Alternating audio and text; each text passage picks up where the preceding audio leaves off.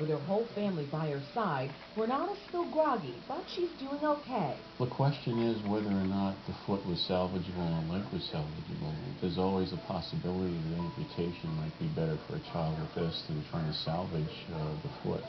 But looking at her x-rays and looking at her, we decided that probably the best course of action was to try and save the foot. And I think that there's a good chance that she'll walk on this again. You've got in your foot. Wiggle that toe. There it is. After a 2-week stay at Shriners, it's Renata's last visit to the clinic. Wiggle, wiggle. Oh, Jesus. Wiggles her new big toe. Then she's discharged. It's time to go home and begin to recover. Come on, Renata. Come on down the steps. Come on. 6 weeks after surgery, and it appears the procedure was a success.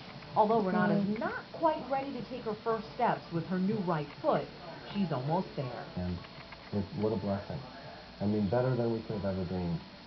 And she was so excited to even, we catch her looking at her foot and just glancing down thinking, I have a foot where there was nothing before. It's unbelievable that she went from literally being crippled and not knowing if she would ever have a viable right foot.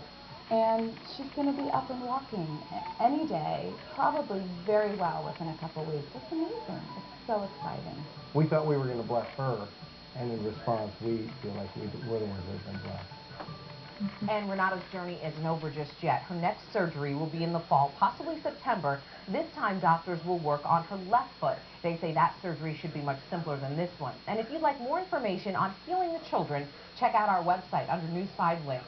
Sandra Ali, News 5.